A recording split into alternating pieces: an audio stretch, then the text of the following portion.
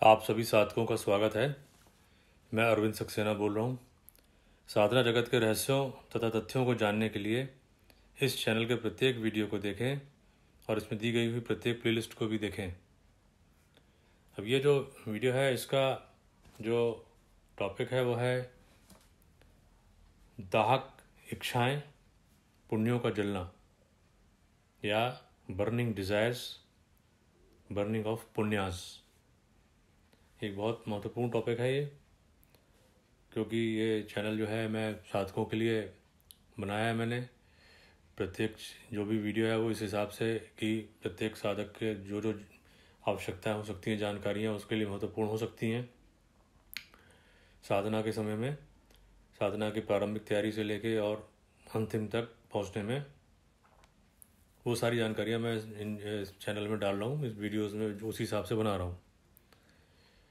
तो उसी कड़ी में आपको ये जो है, जो मैं वीडियो बता रहा हूँ, ये डिज़ायर्स यानी इच्छाओं के ऊपर में, क्योंकि ये वीडियो इसलिए भी बनाना है कि क्या होता है कि साधना में कई बार जब सारी चीज़ें हम चेक करते हैं कि हाँ साधना ठीक से, हमारी कोई स्टेप हमारा छूटा तो नहीं है, जो भी जानकारी हमको मिली है और वो हम उसको सही से अप्लाई हमने किया है, उसके बाद में भी हमको सफलता क्यों नहीं मिल रही, तो उसकी भी एक एनालिसिस बहुत ज़रूरी होती है, जो सही साधक, प्रत्येक साधक करते हैं अपनी। जो सही साधक होंगे उनकी एक विषय, उनके में एक, उनको अपने अंदर में एक गुण विकसित और करना पड़ता है। वो होता है रूथलेस एनालिस्ट का। रूथलेस एनालिस्ट मतलब निर्दयी विश्लेषक। लेकिन विश्लेषण दुनिया भर का नहीं करना है, उसको अपना स्वयं का करना है। पूरा अपने आप को बिल्कुल, जैसे कहते हैं, निर्दयी तरीके से कि मैं क्या गलती कर रहा हूँ, झूठ बोल रहा हूँ, कोई गलत काम कर रहा हूँ या और कोई मिस्टेक कर रहा हूँ, क्या कर रहा हूँ। उस तरह से वो फिल्टर आउट करता है कि मिस्टेक क्या हो रही है हमारी। अब वो मिस्टेक को जैसे ही वो पकड़ लिया उसने, तो उसको फिर सॉल्व कर देता है, करने के लिए जितने भी प्रयत्न हो सकते हैं वो करता है। एक तो ये बात है। दूसरा, साधना का मार्ग, जो मैंने पिछले वाले जो वीडियो है 158 नंबर का, संसार का सबसे महत्वपूर्ण व्यक्ति स्वयं साधक, उसको भी देख लीजिएगा। तो मैंने उसमें भी ये चीज़ बताई है कि जो साधना करने का मतलब ये हुआ कि आपके जो जीवन है आपका साधना के पथ पे, आप अकेले हैं, स्वयं आप साधना कर रहे हैं, और आपके साथ कौन रहेगा? जो आपके इष्ट देवता होंगे जिनकी आप साधना कर रहे हैं वो रहेंगे। और यदि किसी का भाग हुआ तो उसके साथ सच्चा गुरु रहेगा। सच्चा गुरु मिलने के लिए सच्चा शिष्य होना जरूरी है, जो कि बहुत लेट में, बहुत दूरी, काफ़ी साधना पथ पे बहुत आगे बढ़ने के बाद में मिलते हैं सच्चे गुरु। प्रारंभ में सच्चे गुरु नहीं मिल सकते, क्योंकि साधना जो शिष्य बनने की जो पात्रता होती है वो साधकों में नहीं होती है। तो वो जब तक पात्रता विकसित नहीं होगी तब तक सच्चा गुरु भी नहीं मिलता है। तो मतलब वो साधना पथ पे व्यक्ति चल रहा है, अगर प्रारंभिक साधक है, थोड़ा सा और एडवांस लेवल पे गया है, तो स्वयं में अकेला होगा, साधना कर रहा होगा, उसके इष्ट होंगे वो जो उसकी मदद कर रहे होंगे। ये दो होंगे। सच्चे गुरु बहुत बाद में अगर उसको मिले तो होंगे। बाकी और भी जो भी इसके सच्चे गुरु के अलावा जो भी गुरु होंगे वो किस प्रकार के होंगे, उनके बारे में मैं यहाँ पे कोई टिप्पणी नहीं कर रहा हूँ, विषय बहुत लंबा हो जाएगा। लेकिन वो इस साधना पथ में साथ में नहीं होंगे। साधना पथ में जो एकदम सही, जो कहना चाहिए जो सही होगा वही होगा साथ में। साधक चूँकि सही हो या गलत, लेकिन चूँकि साधना कर रहा है वो तो अपने पास, अपने रास्ते में रहेगा ही रहेगा, अकेला चल रहा है वो। उसका जो इष्ट होंगे वो साथ चलेंगे। इष्ट में भी जो ऊंचे दर्जे की ऊर्जा की बात हो रही है, ऊंचे दर्जे की देवताओं की बात हो रही है। निम्न कोटि के, क्षुद्र कोटि के, या भूत प्रेत चुड़ैल राक्षस स्मशान, ये वो सारे इन सबों की बात नहीं हो रही है। ये सब साथ क्या रहेंगे, थोड़े दिन में तो खाक पी के बराबर कर देंगे उस साधक को भी, तो उनकी बात नहीं हो रही। उच्च कोटि की एनर्जी की बात हो रही है। इसके लिए मैंने कई वीडियोस पीछे बनाए, उनको मुझे याद नहीं, काला जादू वगैरह में भी सब मैंने बातें बताई हुई हैं कि सही एनर्जी कौन सी होती है और गलत एनर्जी कौन सी होती है। फिर एक ये भी बताया कि प्रेत सिद्धि जो होती है उसको करने वाले जो फंस जाते हैं, इतर योनि सिद्धि करने वाले, वो कैसे निकले, तो हायर एनर्जी इनको निकालेगी। तो मतलब ये हुआ कि साधना पथ में साधना स्वयं साधक स्वयं अकेला है, उसके साथ में इष्ट देवता ही हैं प्रारंभ में। थोड़ा और एडवांस में भी जाएंगे, वहाँ पे भी वही यही रहेगा सेटअप। उसके बहुत आगे में जाके उसको रियल गुरु मिले तो उसके साथ वो रियल गुरु रहेंगे। बस ये सेटअप है, दिमाग में रहना चाहिए। अब उसके बाद जो भी काम हो रहा है उसको, अपनी जो भी गलतियां हैं उसको साधक को स्वयं में निकालनी पड़ेंगी अपनी, क्योंकि इष्ट देवता भी जो होंगे वो मदद तो करेंगे, लेकिन वो उनके संकेतों को प्रारंभ में साधक पकड़ भी नहीं पाते हैं। बहुत थोड़ा सा, और जब जो रेगुलरली डेली लगे रहेंगे साधना में, कम से कम 1 घंटे की साधना जरूर करें, तो ही जाके वो आगे थोड़ा थोड़ा संकेतों को समझने लग जाएंगे, नहीं तो नहीं वो भी पकड़ पाएंगे। तो जब तक नहीं पकड़ पाएंगे तब तक क्या हो, तब तक कम से कम जो अपनी एक बेसिक लॉजिक होता है, तर्क होता है, उसको तो इस्तेमाल करा जा सकता है। तो उसी में से हम क्या गलती कर रहे हैं उनको निकालने के लिए एक प्रयत्न प्रत्येक साधक को करना चाहिए। और जो सही साधक हैं, सही सीरियस तरीके से साधना में आगे बढ़ना चाहते हैं, वो ये काम करते हैं। वो अपनी एनालिसिस करेंगे, बस स्वयं की करेंगे, दुनिया भर की और जाके इधर उधर की, समाज की और देश की इधर उधर की वो नहीं करेंगे। तो उसमें से एक बहुत महत्वपूर्ण बिंदु होता है, अगर वो बिंदु पता हमको नहीं है तो कई बार क्या होता है कि कोई भी गलती नहीं पता चल रही है कि कहाँ से हो रही है, तो भी पता लगा कि साधना में सफलता नहीं मिल रही।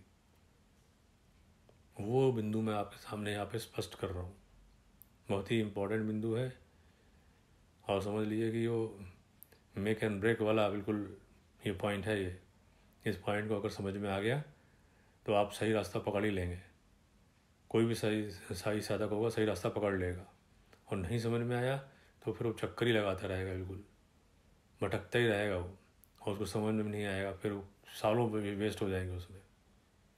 तो वो बिंदु मैं आपके सामने प्रस्तुत कर रहा हूँ प्रत्येक साधक के सामने, कि वो इस पॉइंट को गंभीरता से समझे। पूरा वीडियो देखिएगा, एक एक बात को मैं समझाने की, जो मेन बात है वो समझाने की कोशिश यहाँ कर रहा हूँ। तो वो मेन बिंदु जो है जिसको कि साधक लोग ज़्यादातर, खासतौर पर प्रारंभिक अवस्था में, उसको ध्यान नहीं देते हैं, वो होता है इच्छाएं। इच्छाएं जो होती हैं, जितनी भी दिव्य लीला चल रही है वो किस तरह से क्यों चल रही है, वो उसके लिए मैंने जो दिव्य लीला के बारे में बताया है, एक जो वीडियो है वो है शक्ति साधना रहस्य वाले प्लेलिस्ट में देखिएगा। वीडियो नंबर है 105, शक्ति साधना रहस्य भाग 2, दिव्य लीला। किसी को भी दिव्य लीला का ज्ञान नहीं, उसको देखिएगा। दिव्य लीला जो भी है वो माता ने इस हिसाब से स्वयं बनाई कि जो जितने भी आत्माएं हैं उनको जो है अविद्या के जो आवरण होता है उसमें उनको लपेट दिया। जिसमें जितनी ज़्यादा अविद्या होगी, जिसको कहते हैं इग्नोरेंस, तो वो जो होगा उतने ही उसको ज्ञान कम होगा। साधना करते करते और खासतौर पर शक्ति साधना करते करते और विद्या धीमे धीमे समाप्त होने लग जाती है और माता की चेतना बढ़ने लग जाती है, तो ज्ञान प्राप्ति होने लग जाती है। ये है। तो जितनी भी दिव्य लीला है वो सारी की सारी गवर्न जो हो रही, चल रही है, वो अविद्या से चल रही है। किसी को कुछ पता नहीं क्या हो रहा है, तभी तो चलेगी। पता सब चल जाए, सब ज्ञानी बन जाएंगे, तो फिर लीला कहाँ चलेगी। अब जो अविद्या होती है, यही इग्नोरेंस, इसी से ही इच्छाओं का जन्म होता है। इच्छाएं यहीं से प्रकट होती हैं। जो दिव्य लीला के लिए जो है इच्छाएं बहुत ज़रूरी हैं, और उसी की इच्छाओं की वजह से ही सारी संसार में एक्टिविटीज़ भी हो रही हैं। इम्पॉर्टेंट बात है, अगर ये इच्छाएं ना हो, सारे मान लीजिए कि किसी में कोई इच्छा ही ना रहे, तो फिर तो बिल्कुल सब चीज़ें रुक जाएंगी, कोई काम ही नहीं होगा दुनिया में। एक आदमी एक इंच भी नहीं हिलेगा अपने स्थान से। तो क्या होता है, लेकिन इसकी वजह से क्या होता है कि अगर इच्छाओं की वजह से ही जो भी आत्मा होती है उसके भविष्य का निर्माण होता है। यानी वो इच्छाओं जो होगी उसकी वजह से वो काम करती रहेगी अपने वर्तमान में, उससे कर्म बीज बनते चले जाएंगे। वो कर्म बीज जो है उसको आगे जन्मों, कई जन्मों तक उसको आगे का रास्ता बना देंगे उसके।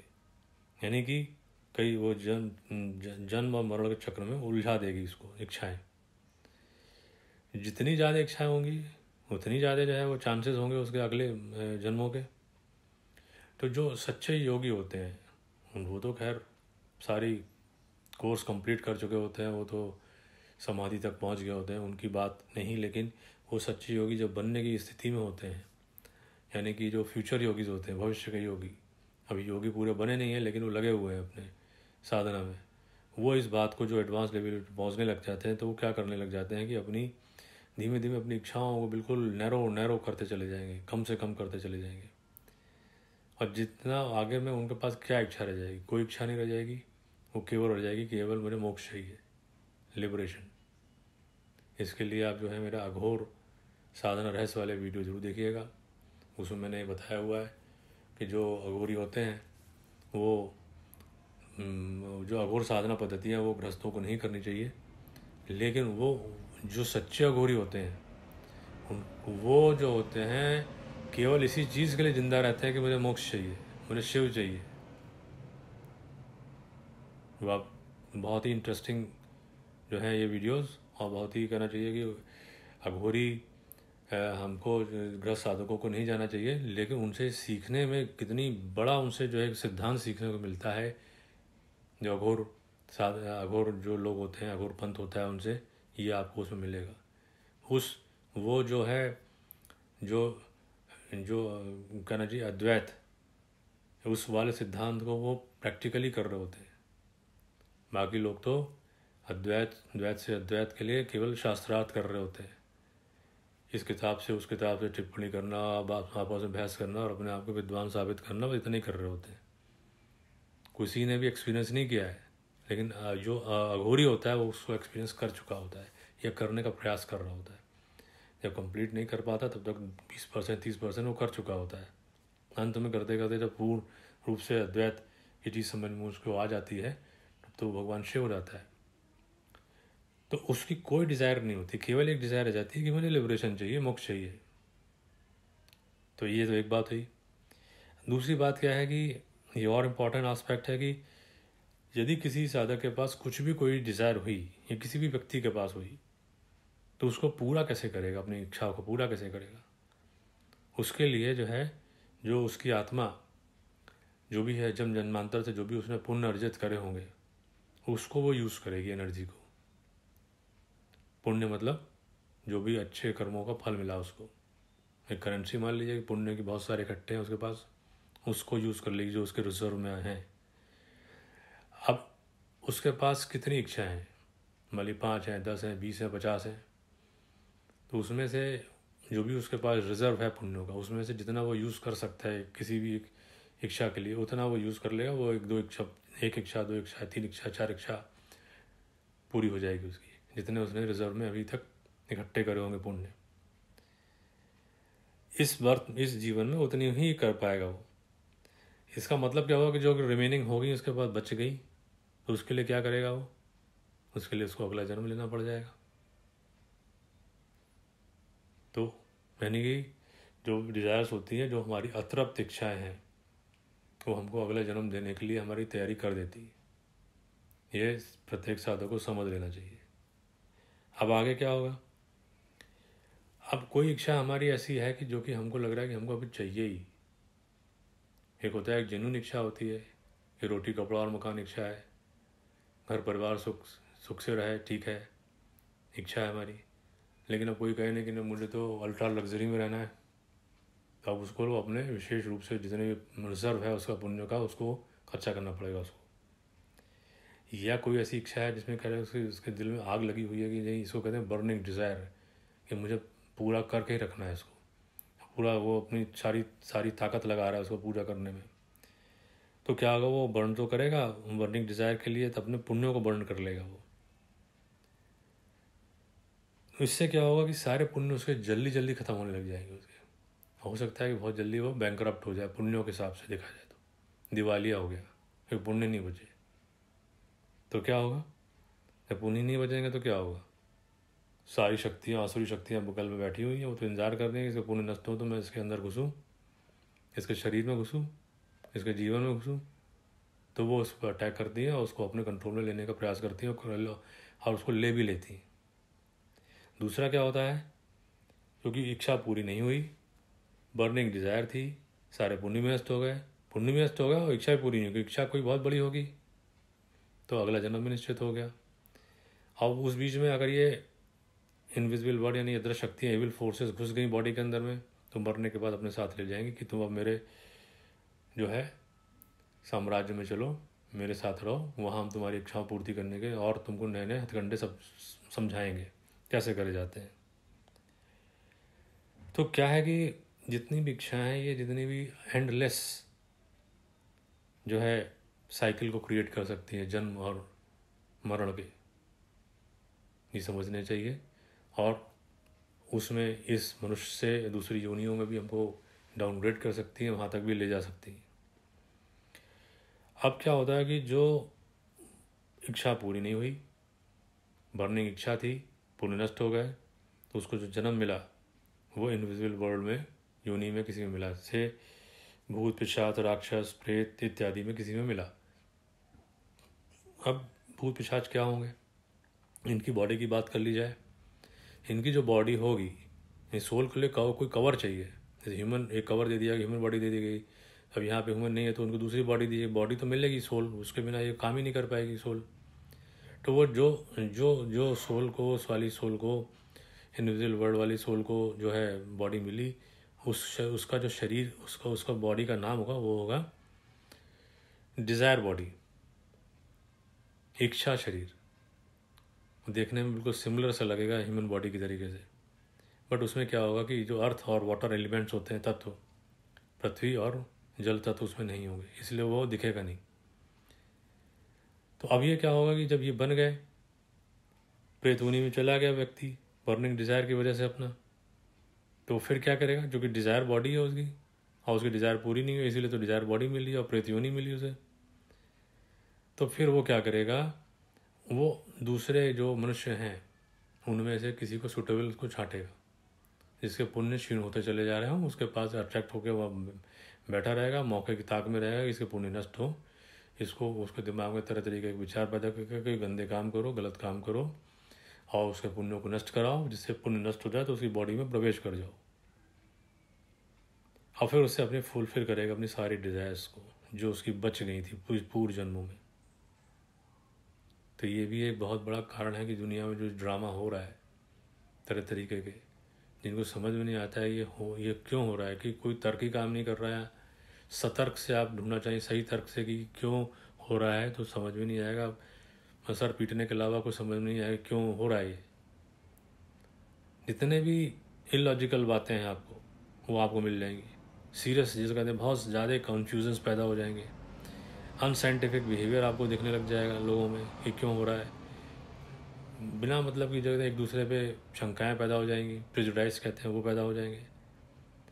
जितने भी आप देखते हैं कि ये जीनोसाइड्स होते हैं कि लोगों को मार दिए गए, सैकड़ों को बिना वजह किसी को मार दिया जा रहा है, जितनी लड़ाइयाँ हो रही हैं, डिक्टेटरशिप होती है जिसको तानाशाही कहते हैं, ये क्राइम्स होते हैं, ये सारी चीज़ें जो हैं इन्हीं सब शक्तियों की देन होती हैं, जो कि अपनी इच्छाओं को पूर्व जन्मों में नहीं कर पाते हैं। वो इस तरीके के हथकंडे अपनाते हैं जब वो प्रेतुनी में पहुंच जाते हैं। तो क्या होगा कि जितना अधिक डिज़ायर हमारे पास है, वो उसमें सबसे बड़ा खतरा यही है जो मैंने आपको बताया, कि पूरी नहीं हुई तो पुण्य भी नष्ट होंगे और अगला जन्म भी हमको प्रेतयोनि में मिलने की पूरी पूरी तैयारी हो जाएगी। जितना ज़्यादा डिज़ायर होना मतलब वह उतने ही ज़्यादा हमारे पास अविद्या है, उतने ज़्यादा हमारे पास इग्नोरेंस है। तो इसलिए जो है ये समझना चाहिए कि डिज़ायर जो होंगी वो पुण्यों को नाश करेंगी, जो कॉन्शसनेस लेवल जो है, चेतना का स्तर, वो डिक्रीज़ करेगा, डाउन करेगा।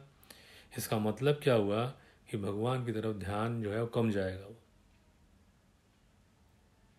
वो क्या होगा, फिर दुख को पैदा करेगा, असंतुष्टि को पैदा करेगा, और ऊपर जाने के बजाय हम नीचे की तरफ खिसकेंगे।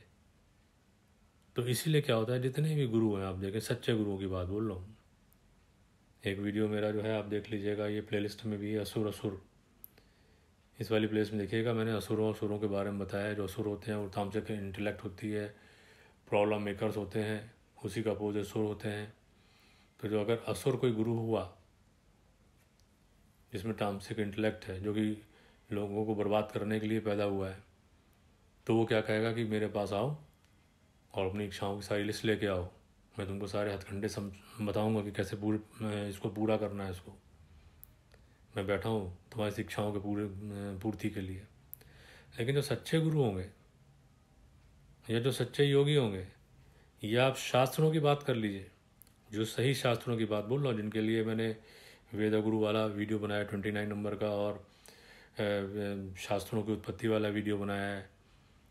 उसमें मैंने बताया कि जो वेदों की संहिताएं हैं उनमें जो आप देखेंगे इनको सच्चे शास्त्र क्यों माना जाता है, कि ये सब बातें उसमें बताई हैं, उसको आप देखिएगा।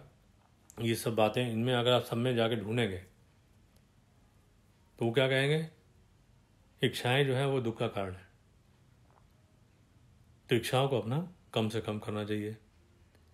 कम से कम जितना भी हमको उसका अमाउंट है और इंटेंसिटी है इच्छाओं की, उसको हमको कम करते चले जाना चाहिए।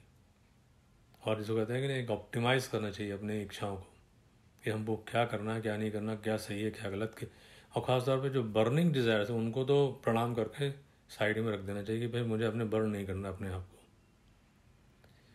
मोटा मोटा समझ लें कि जितनी कम इच्छाएं होंगी उतने ही कॉन्शियसनेस लेवल हाई हो जाएगा, और उतने ही आप साधना में ऊंचाइयों तक पहुंचने की पूरी चांसेस बन जाएंगे।